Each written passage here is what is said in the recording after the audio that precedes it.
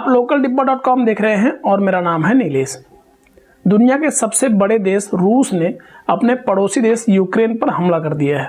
अगर आप दुनिया के नक्शे को देखते हैं तो रूस क्षेत्रफल के लिहाज से सबसे बड़ा देश माना जाता है। ये इतना बड़ा है कि एशिया और यूरोप दोनों में आता है। रूस की ताकत की वजह से ही अमेरिका और यूरोप के बड़े बड़े देशों से कभी उसकी पटी नहीं है। हमेशा इन लोगों के बीच में तनाव ही बना रहा है। अमेरिका और रूस के बीच तो बहुत दिन तक कोल्ड वार भी चला है। ये लड़ाई भी वर्चस्व की लड़ाई है। ये जो दुनिया की बड़ी बड़ी महाशक्तियां हैं, इनमें आपस में संघर्ष चल रहा है कि कौन राजा, तुम राजा कि मैं राजा। रूस चाहता है कि उसके आसपास के देश उसके कंट्रोल में रहें।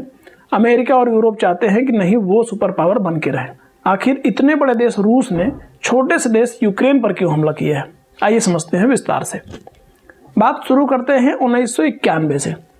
1991 के पहले ये पूरा एरिया USSR कहा जाता था, यानी union of Soviet socialist Republic.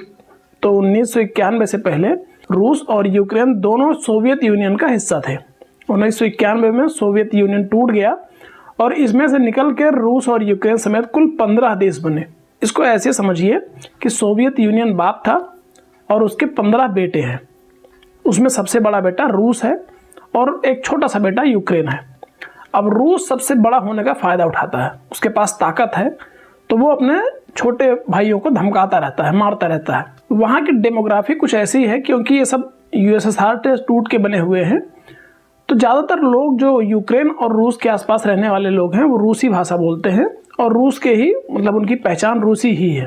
Ukraine में भी काफ़ी हद तक जो पूर्वी इलाका है वहाँ पर ऐसे ही लोग रहते हैं। यूक्रेन के पूर्वी इलाके के कुछ लोग चाहते हैं, क्योंकि वो रूस के ज़्यादा करीब हैं, तो वो रूस का हिस्सा बन जाएं। इन्हीं को रूसी अलगाववादी कहा जाता है। अभी तक रूस पर आरोप लगता था कि रूस इन अलगाववादियों को बढ़ावा देता रहा है, लेकिन अब रूस ने एक कदम आगे बढ़ के इन अलगाववादियों को पहचान दे दी है।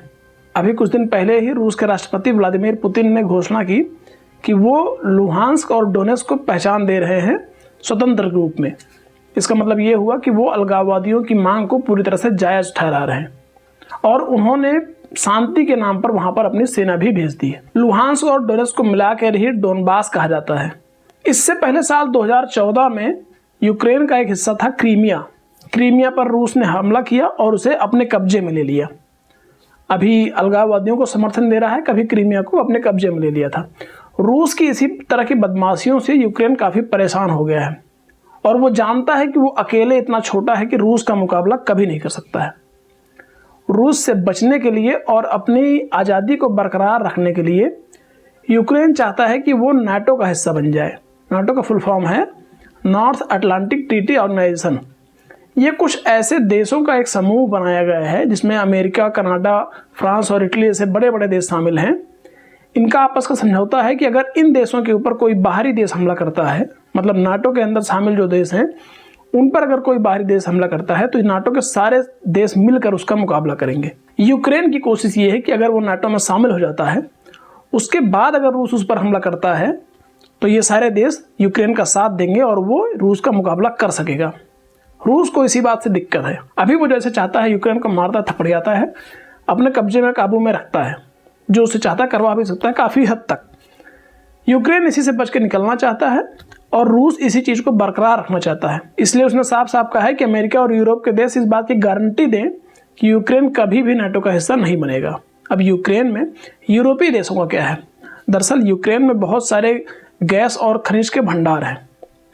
यूरोप के कई देशों में गैस की सप्लाई यहीं से होती है, तो यूरोप के देश भी इस इलाके पर अपना कब्जा चाहते हैं और रूस तो चाहता ही चाहता है। जिस तरह के हालात अभी बने हैं कि सब रोक रहे हैं लेकिन रूस मान नहीं रहा है, ऐसा ही कुछ 2014 में भी हुआ था। जब रूस ने क्रीमिया को अपने कब्जे में ले लिया तो यूरोपीय देशों ने कई प्रतिबंध रूस पर लगाए। अमेरिका ने भी उनका साथ दिया। G8 जो एक बड़े देशों का समूह है, उससे रूस को बाहर कर दिया गया और वो G8 से घटकर G7 हो गया। लेकिन इसके बावजूद रूस कभी झुका नहीं। उसने जो स्टैंड रखा वही रखा। क्रीमिया को अपने कब्जे में रखा तो रखा, हमला किया तो किया। तो लड़ाई की अहम वजह यह है कि रूस चाहता है कि यूक्रेन के अलगाववादी जैसा वो चाहता है वो बढ़ते रहें। यूक्रेन चाहता है कि वो अलगाववादियों को किनारे करके अपना कब्जा पूरी तरह से अपना होल्ड बनाए रखे, मजबूत रखे, खुद को एक देश के रूप में मजबूत रखे और वो नाटो का हिस्सा बन जाए, जिससे कि वो रूस के खिलाफ लड़ सके और रूस उस पर हमला करने की कोशिश ना करे। क्योंकि यूक्रेन देख रहा है कि कई सारे देश ऐसे हैं जो यूएसएसआर से अलग हुए थे, वे नाटो का हिस्सा बन गए हैं और उन पर कभी रूस हमला नहीं करता, जबकि रूस का कहना है कि नाटो के देश उसके पास बिल्कुल बढ़ते चले जा रहे हैं। अगर यूक्रेन भी नाटो में शामिल हो गया तो बिल्कुल दोनों की सीमाएं लग जाएंगी और रूस कभी ये होने नहीं देना चाहता है। रूस चाहता है कि उसकी जो सुपर पावर है वो बनी रहे और यूक्रेन जैसे देश उसका कोई मुकाबला न कर पाए। अब इसमें बात आती है कि भारत का इससे क्या नुकसान या फायदा है। दरअसल रूस बहुत पहले से भारत का दोस्त रहा है। यूक्रेन से भी भारत के संबंध बहुत अच्छे रहे हैं और यूक्रेन के साथ खड़े देश जो हैं, यूरोप के देश और अमेरिका, इनसे भी भारत की दोस्ती बहुत अच्छी रही है। इसमें भारत ऐसे फंस गया है कि वो किसी के खिलाफ या किसी के साथ नहीं जा सकता है। खैर, भारत का स्टैंड हमेशा से ये रहा है कि कभी भी दो देशों के झगड़े में भारत कभी नहीं जाता है। अभी भी भारत वही रणनीति बना के चल रहा है कि हम सबसे संबंध अच्छे रखेंगे और किसी से खराब नहीं करना है। लेकिन इसमें नुकसान उन लोगों का है जो यूक्रेन में रहते हैं। भारत के बहुत सारे लोग यूक्रेन में रहते हैं, पढ़ाई करते हैं, नौकरी करते हैं, उनकी जान पर आफत बनाई है। भारत सरकार कोशिश कर रही है कि वहां से लोगों को निकाला जाए, लेकिन अब युद्ध शुरू होने के बाद फ्लाइट भी बंद हो गई है। कुल मिलाकर बैकग्राउंड जो इस पूरे विवाद का है वो ये है कि रूस चाहता है यूक्रेन नाटो में शामिल ना हो और यूक्रेन पूरी कोशिश कर रहा है कि नाटो में शामिल होकर वो अपने हितों की रक्षा कर सके और रूस से खुद को बचा सके। उम्मीद करते हैं कि आप रूस और यूक्रेन के झगड़े की जड़ को समझ गए होंगे। हमारा ये वीडियो आपको कैसा लगा हमें कमेंट करके बताइए और हमारे चैनल को सब्सक्राइब कर लीजिए। धन्यवाद।